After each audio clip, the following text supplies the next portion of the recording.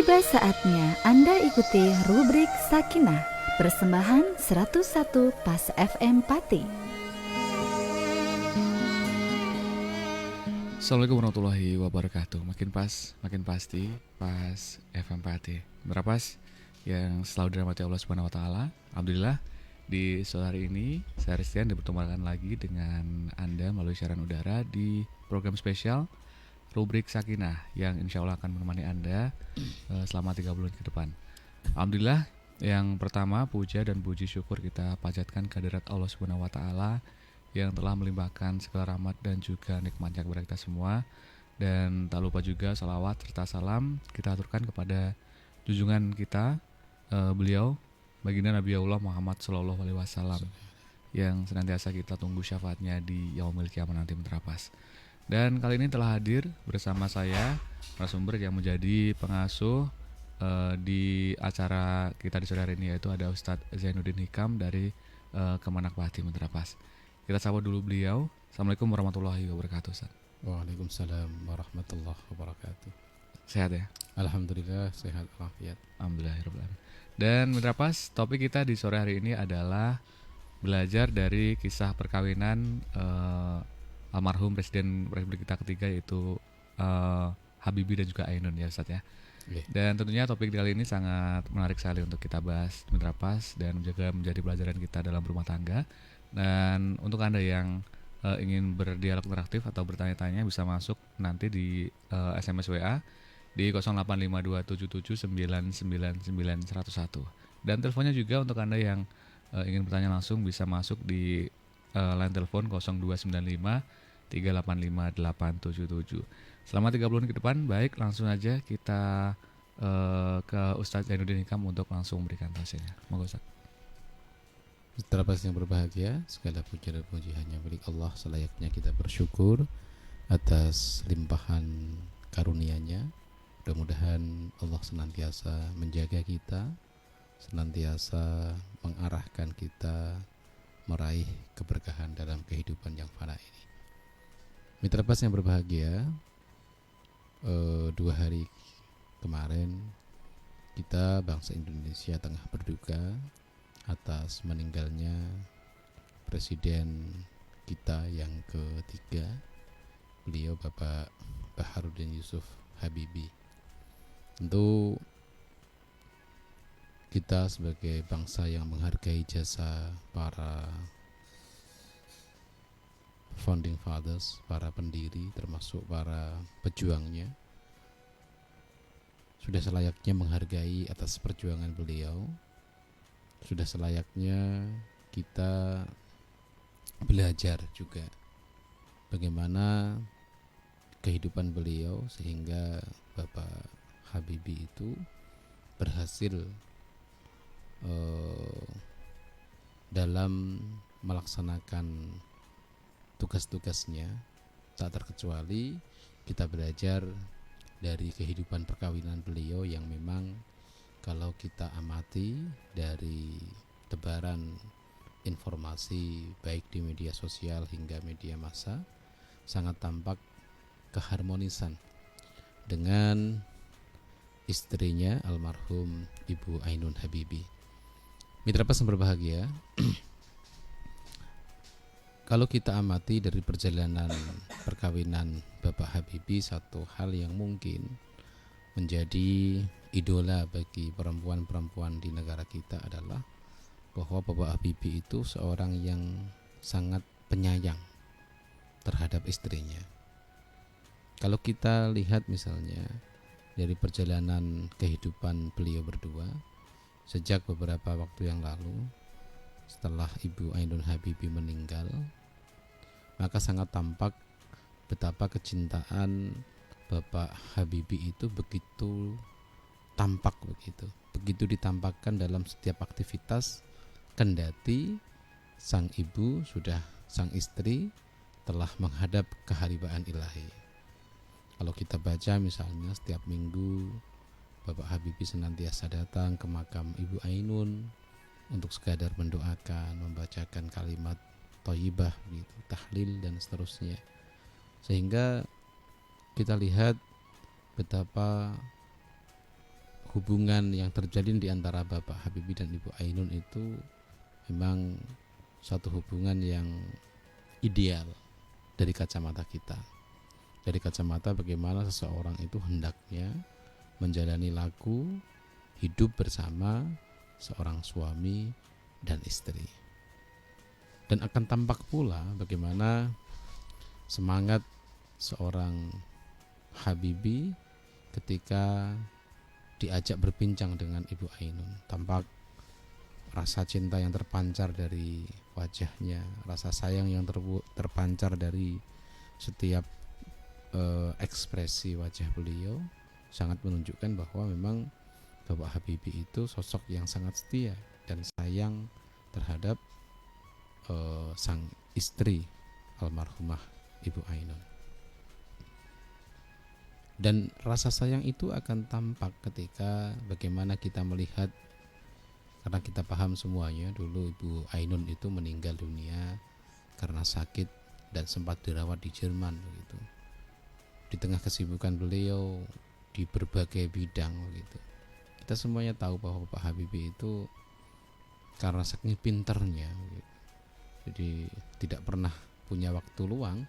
Tetapi karena memang istrinya sedang sakit, beliau mendampingi di Jerman gitu, hingga wafat menjemput. Oleh karena itu, karena ketulusan cintanya, karena luar biasanya kisah cinta beliau bersama sang istri, sampai kemudian difilmkan gitu.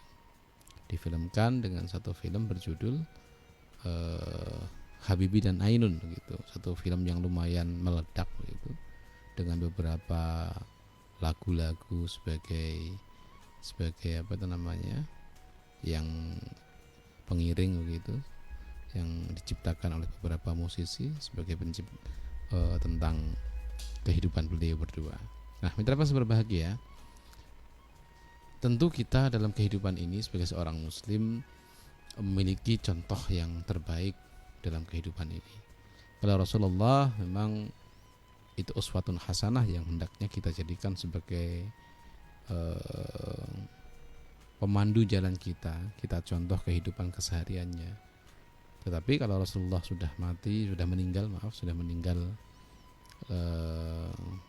lebih dari 1 abad yang lalu, tentu salah satu tokoh yang bisa kita jadikan sebagai panutan, ya dalam konteks bagaimana kita melihat kehidupan Bapak Habibie, ya Bapak Habibie itulah contoh yang bisa kita jadikan sebagai sosok teladan bagaimana kita bersama pasangan kita menapaki kehidupan rumah tangga. Bayangkan saja begitu, kalau kita misalnya begini, bayangan kita orang pinter, karena pinternya kita sampai menemukan salah satu temuan yang berpengaruh dalam dunia penerbangan.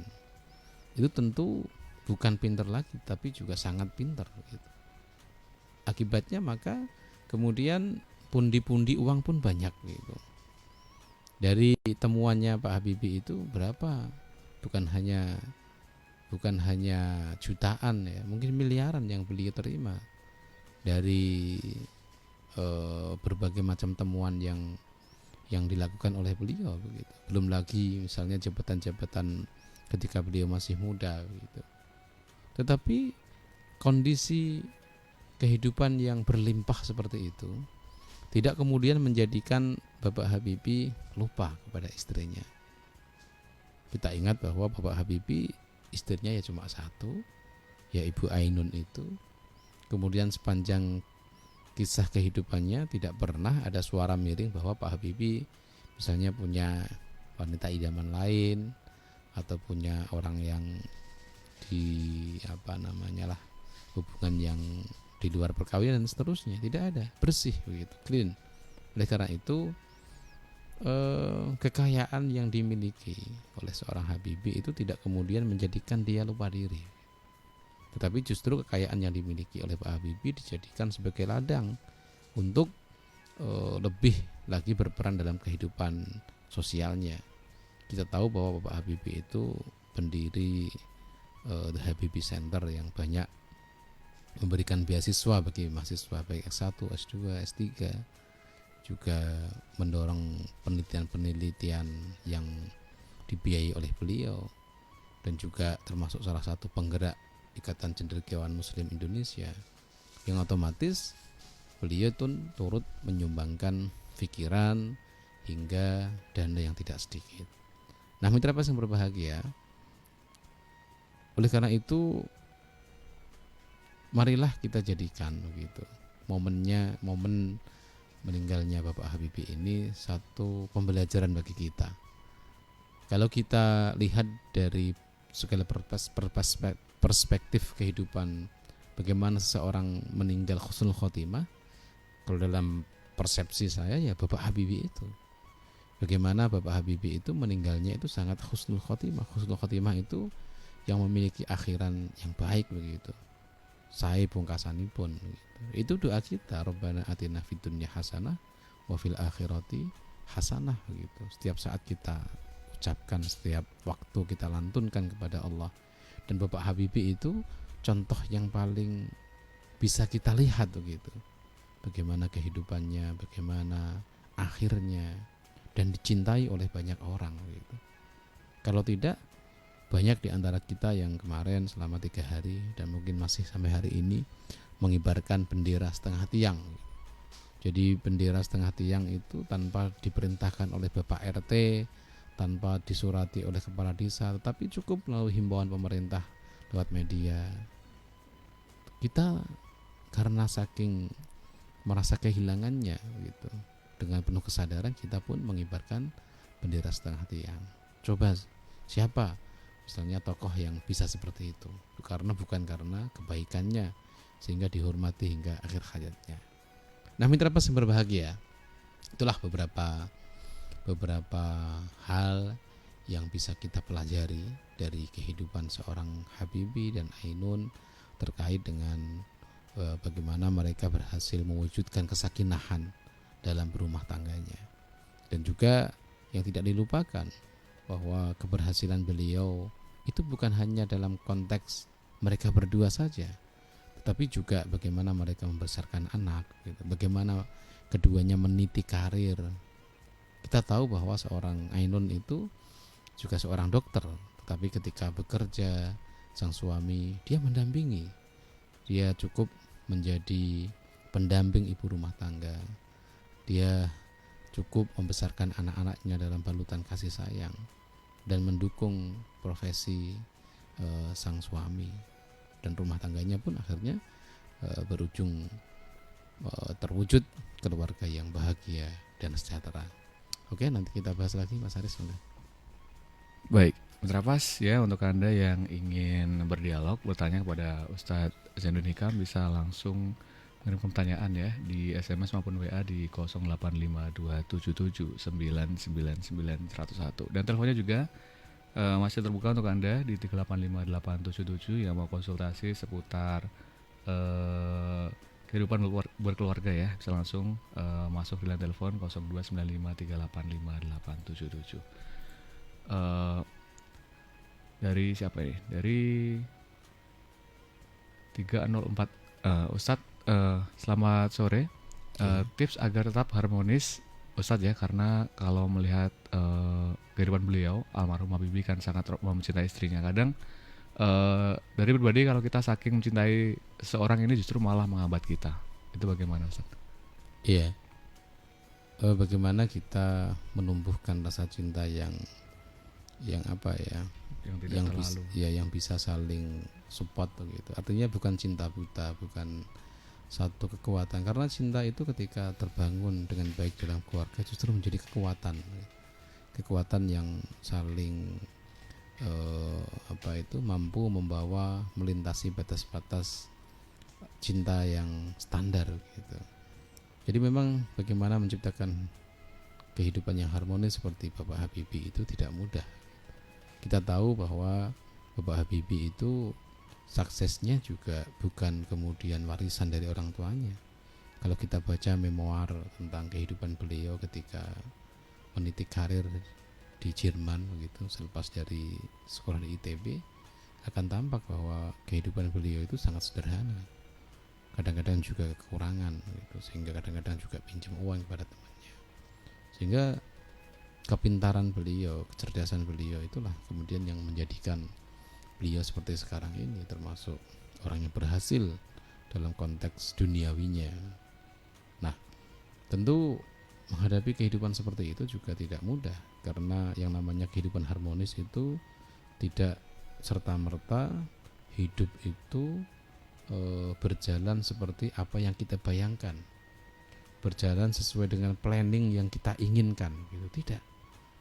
Jadi salah kalau misalnya kita kemudian sukanya itu menjadikan planning seperti apa ya, seperti kalau misalnya kita bangun tidur sampai tidur lagi kita punya planning A, B, C, D seperti itu. Tidak bisa kehidupan kita persepsikan seperti itu.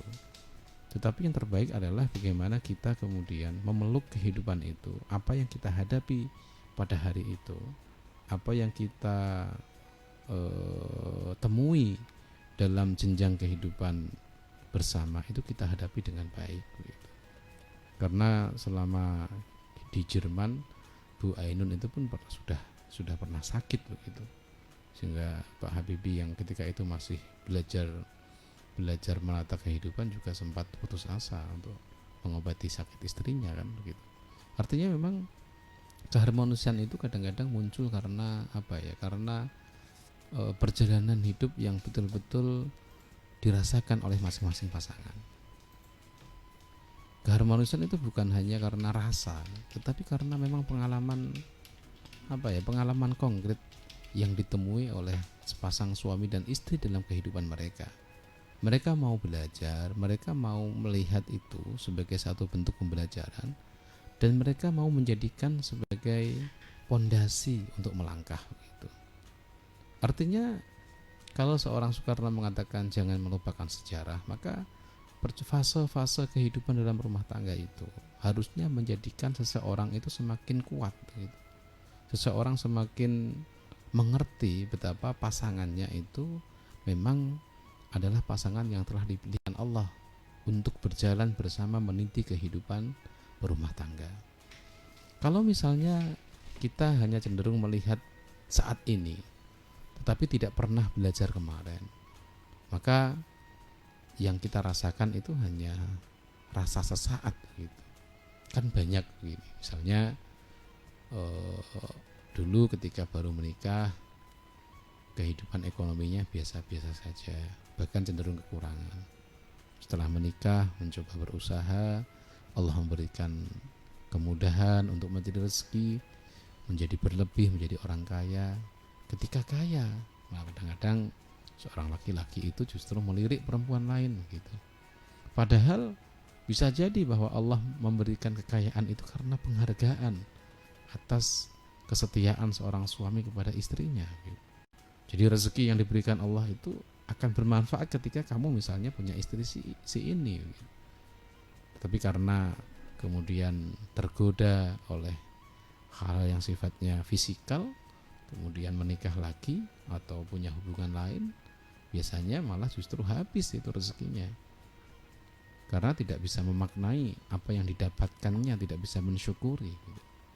Jadi keharmonisan itu bisa jadi adalah bagaimana kita mensyukuri setiap fase kehidupan yang kita rasakan.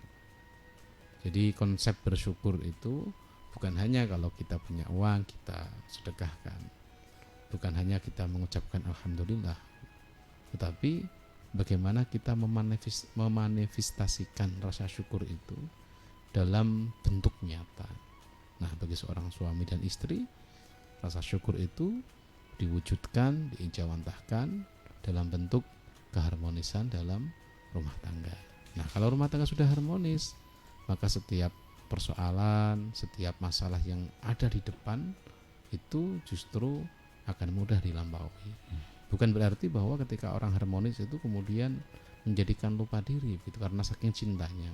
Tetapi rasa cinta yang baik itu yang sama-sama punya rasa kritis antara satu dan lainnya gitu. Baik. Dan mungkin Ustadz dulu kan sempat dibahas tadi bahwa beliau yaitu almarhum B.J. Habibie ini menikah dan belum punya apa-apa waktu itu ya. Dan bagaimana mungkin di kehidupan seperti sekarang ini yang memang hampir tidak ada ya seorang orang tua yang mau menyerahkan anaknya kepada orang yang mungkin belum mapan atau belum punya Iya. pekerjaan. Yang harus bagaimana Ustadz yang harus diyakinkan ini baik kepada pasangan calon pasangan maupun kepada keluarganya untuk bisa menikah walaupun belum punya apa-apa. Ya modalnya itu kan memang ketika Pak Habibie itu kan modalnya pendidikan ya, mungkin karena sarjananya di ITB, kemudian orangnya pintar. Yang meyakinkan mertua itu sebenarnya kan bukan karena banyaknya uang sebenarnya, tetapi adalah karakter yang dimiliki oleh seorang laki-laki maupun perempuan. Jadi orang itu akan yakin gitu terhadap seorang ayah misalnya akan mau menyerahkan anaknya kepada calon suami misalnya, memilih calon suami yang baik, tentu kan berdasarkan karakter. Oleh karena itu, kalau misalnya kita lihat ukuran-ukuran yang disampaikan oleh Rasulullah, jadi seorang perempuan itu kan dinikah karena 4 hal, karena kecantikannya, karena keturunannya, karena agamanya gitu. Agama itu sebenarnya arahnya tekanan Rasulullah itu ke karakter itu. Banyak misalnya orang-orang yang dulu menikah tidak punya apa-apa, modalnya itu modal nekat, tapi di balik nekat itu sebenarnya dia punya semangat gitu. Bahwa saya ini seseorang yang bertanggung jawab. Ketika saya menikah nanti saya akan bekerja keras. Dan itu dia tunjukkan dalam kehidupan sehari-harinya.